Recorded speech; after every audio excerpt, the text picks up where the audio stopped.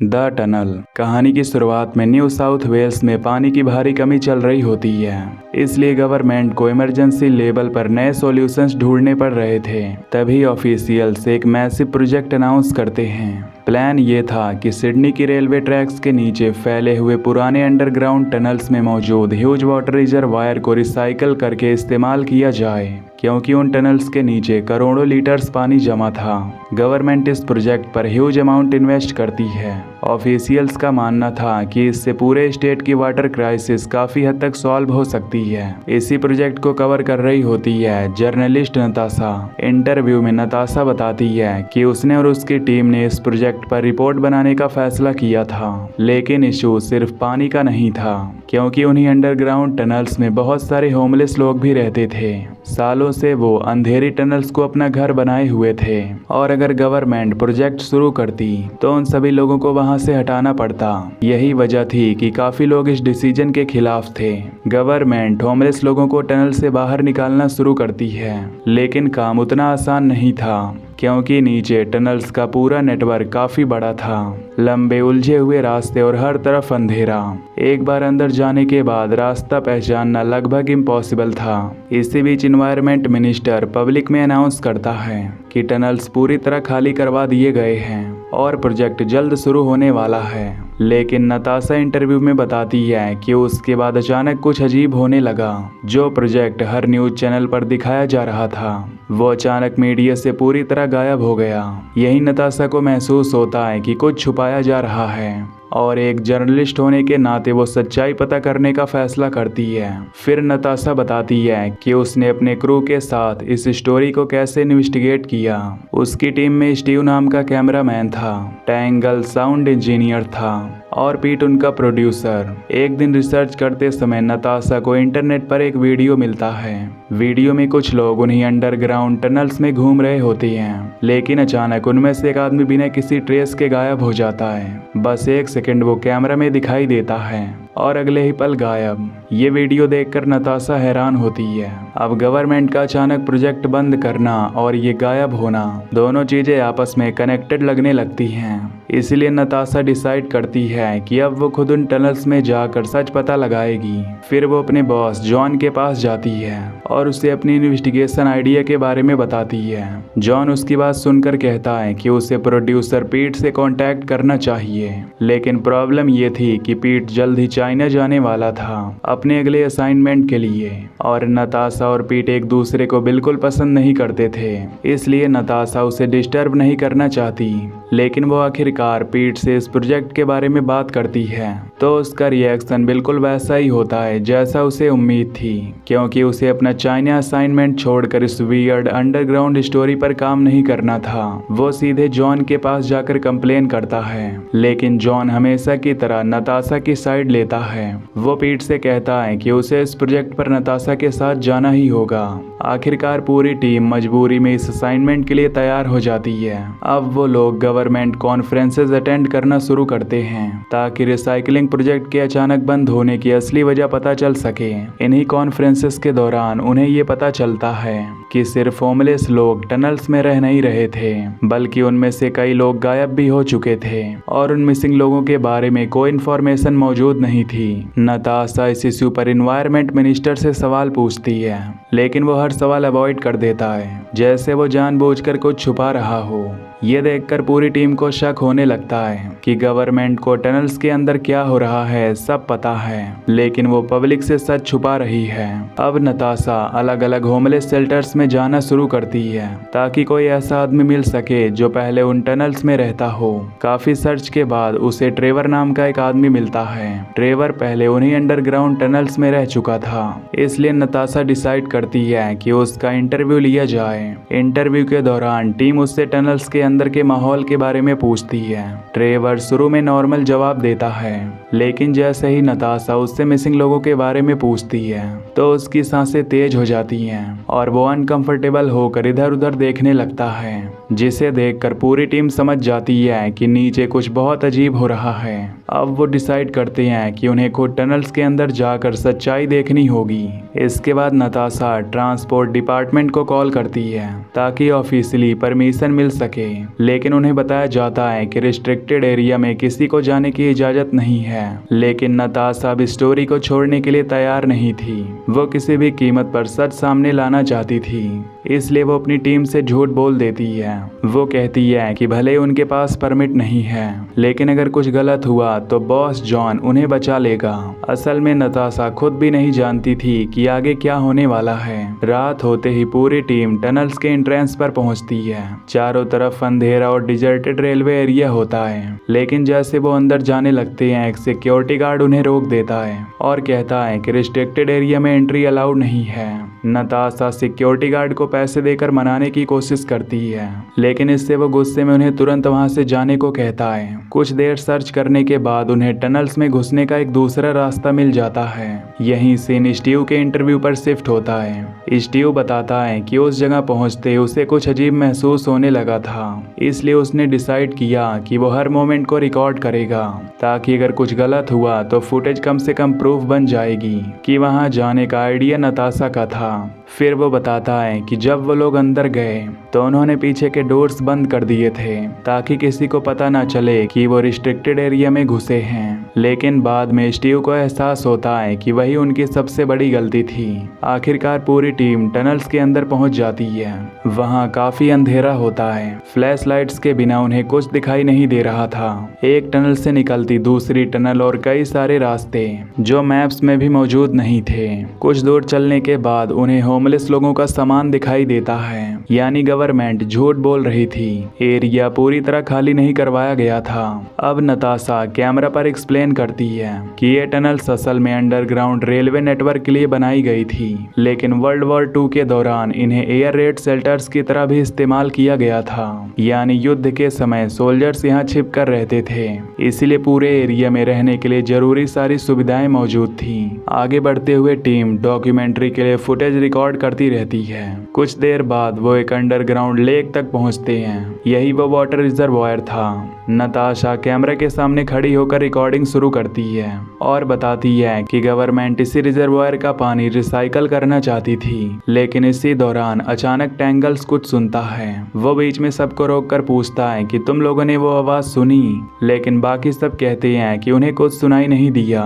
लेकिन कुछ देर बाद टैंगल फिर से कहता है। इस बार वो डर गया था क्योंकि उसे यकीन था कि बैकग्राउंड में कोई आवाज आ रही है। आगे बढ़ते हुए टीम एक पुराने बेल रूम तक पहुंचती है। ये वही जगह थी जहां वर्ल्ड वॉर 2 के दौरान डेंजर अलर्ट करने के लिए घंटी बजाई जाती थी अगर ऊपर एयर रेड होता। नताशा डॉक्यूमेंट्री के लिए बेल बजाने का फैसला करती है। पूरी टनल में उसकी आवाज गूंज उठती है, जिससे टैंगल्स को अपने हेडफोन में दर्द महसूस होने लगता है। बेहतर ऑडियो कैप्चर करने के लिए वो पास वाले रूम में चला जाता है और स्टीव से कहता है कि वो हेडफोन्स लगाकर आवाज सुने। नताशा दूसरी बार बेल बजाती है और इस बार स्टीव भी कुछ अजीब आवाज सुनता है, जैसे बेल की आवाज के पीछे कोई दूसरी आवाज हो जो इंसानी भी लग रहा था और नहीं भी। तभी अचानक टैंगल जोर से चिल्लाता है और अगले ही पल उसे कोई अंधेरे में खींच लेता है। किसी को समझ नहीं आता कि क्या हुआ। टीम तुरंत उसकी तरफ भागती है, लेकिन जब वो रूम में पहुंचते हैं तो वहां कोई नहीं होता। अब सीन नताशा के इंटरव्यू पर शिफ्ट होता है। उसे बेल रूम की ऑडियो रिकॉर्डिंग दी जाती है। जैसे ही वो हेडफोन्स लगाकर क्लिप सुनती है तो बेल की आवाज के पीछे साफ चिल्लाने की आवाज सुनाई दे रही थी और फिर अचानक रिकॉर्डिंग कट हो जाती है, जैसे केबल टूट गई हो। उधर टनल्स में बाकी टीम टैंगल्स को ढूंढने की कोशिश करती है, लेकिन कुछ पता नहीं चलता। इसलिए वो वापस बेल रूम आ जाते हैं, लेकिन वहां पहुंचकर वो और ज्यादा शॉक हो जाती हैं क्योंकि उनका सारा सामान वहां नहीं होता। Cameras, bags, equipments. अब पीट सिचुएशन को देखकर सबको साथ रहने के लिए कहता है, क्योंकि टनल्स में वो अकेले नहीं थे। चलते समय नताशा कहती है कि शायद टैंगल्स मजाक कर रहा हो और वही उनका सामान लेकर भागा हो, लेकिन स्टीव इस बात से एग्री नहीं करता, क्योंकि उसने खुद हेडफोन्स में वो स्ट्रेंज आवाज सुनी थी। कुछ देर बाद वो एक हॉलवे में पहुंचते हैं, जहां से टनल्स का एक और नेटवर्क शुरू होता है। थके हुए होने की वजह से वो थोड़ी देर वहीं रुक जाते हैं और डिस्कस करते हैं कि क्या टैंगल्स वापस बाहर निकल गया होगा, लेकिन नताशा कहती है कि इतने कम समय में बाहर निकलना पॉसिबल नहीं था। तभी उन्हें फिर से एक आवाज सुनाई देती है, जैसे कोई दूर से हेल्प के लिए पुकार रहा हो। वो तुरंत उस आवाज के पीछे जाने लगते हैं। आवाज उन्हें एक दूसरे रूम तक ले जाती है और अंदर का सीन देखकर वो सभी घबरा जाती हैं। दीवारों से ब्लड टपक रहा था और फ्लोर पर टैंगल्स की टॉर्च पड़ी होती है। अब नताशा भी डर जाती है, इसलिए वो तुरंत वहां से निकलने को कहती है, लेकिन बाहर आने के बाद नताशा नोटिस करती है कि उसका कैमरा अपनी जगह से हिला हुआ है। जब वो फुटेज चेक करते हैं तो पता चलता है कि कोई अननोन आदमी कैमरा उठाकर उन्हें रिकॉर्ड कर रहा था। फुटेज में वही रूम दिखाई देता है और उनके बाहर आने से पहले कैमरा वापस वहीं रख दिया जाता है। ये देखकर पीट पूरी तरह घबरा जाता है। वो कहता है कि उन्हें तुरंत बाहर निकलना चाहिए, लेकिन स्टीव मना कर देता है। वो टैंगल्स को छोड़कर नहीं जाना चाहता था। दोनों के बीच आर्ग्यूमेंट शुरू हो जाती है, लेकिन आखिर में पीट उसे समझा लेता है। वो कहता है कि अगर वो अलग हुए तो कोई भी सेफ नहीं रहेगा। आखिरकार स्टीव मजबूरी में मान जाता है, हालांकि उसे गिल्ट हो रहा था कि वो अपने दोस्त को पीछे छोड़ रहा है। अब तीनों टनल से बाहर निकलने का रास्ता ढूंढने लगते हैं, लेकिन तभी उन्हें किसी की आवाज सुनाई देती है और कुछ देर बाद अंधेरे से वही सिक्योरिटी गार्ड बाहर आता है, जिसने पहले उन्हें अंदर जाने से रोका था। जब वो सिक्योरिटी गार्ड को टैंगल्स के बारे में बताते हैं तो उसे देखकर लग रहा था जैसे उसे पहले से पता हो कि टनल्स के अंदर क्या छिपा है, लेकिन मदद करने की बजाय वो बिना कुछ बोले वापस जाने लगता है। टीम उसे रोकने की कोशिश करती है, लेकिन तभी कॉर्नर तक पहुंचते ही अचानक कुछ अंधेरे से निकलता है और गार्ड को पकड़कर दूसरी टनल में घसीट ले जाता है। पूरी टीम डर के मारे चिल्ला उठती है और जान बचाकर दूसरी तरफ भागती है। वो लोग एक कमरे में छिप जाते हैं और कुछ देर तक बिल्कुल आवाज नहीं करते ताकि वो चीज उनका पीछा ना करे। इसी दौरान वो स्टीव के घायल हाथ का इलाज करते हैं और फिर आगे बढ़ने का फैसला करते हैं, लेकिन कुछ देर बाद उन्हें दो नई टनल्स दिखाई देती हैं जो मैप्स में थी ही नहीं। अब पीट कहता है कि आगे जाने की बजाय उन्हें वहीं वेट करना चाहिए। उसका मानना था कि शायद जॉन उन्हें ढूंढने के लिए रेस्क्यू टीम भेज देगा।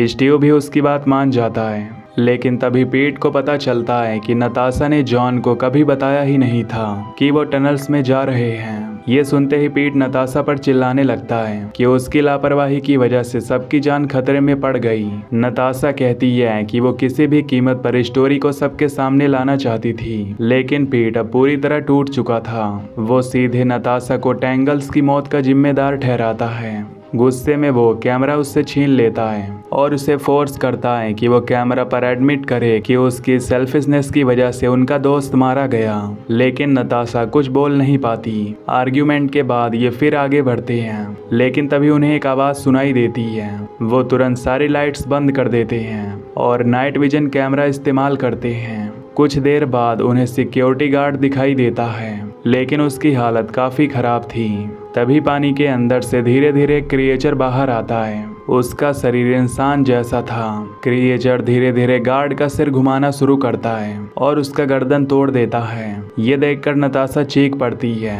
और उसी चीख की वजह से क्रिएचर को उनकी लोकेशन पता चल जाती है। वो उनकी तरफ दौड़ने लगता है। अब तीनों घबराकर भागते हैं। भागते भागते वो एक डेड एंड तक पहुंच जाते हैं, जहां एक वेंट दिखाई देता है। नताशा ऊपर ग्राउंड लेवल पर किसी को आवाज लगाती है, हेल्प के लिए चिल्लाती है, लेकिन कोई जवाब नहीं आता। अब उन्हें समझ आ जाता है कि वो ट्रैप्ड हैं। इसके बाद वो दूसरी तरफ से निकलने की कोशिश करते हैं, लेकिन क्रिएचर पीट को पकड़ ही लेता है। उसी समय स्टीव फ्लैशलाइट उसकी तरफ मारता है और क्रिएचर पीछे हट जाता है। उन्हें एहसास होता है कि वो रोशनी से डरता है।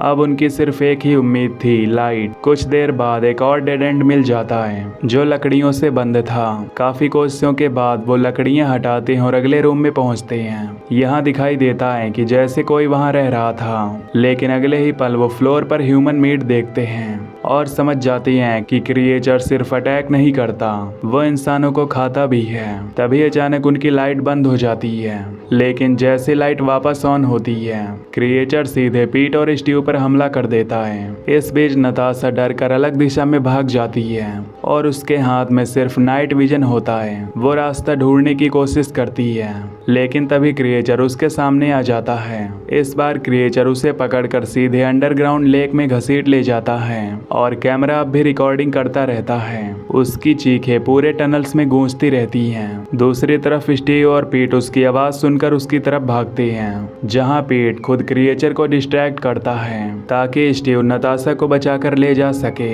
कुछ देर बाद वो एक रोशनी वाले टनल तक पहुंचते हैं, जहां क्रिएचर नहीं आता।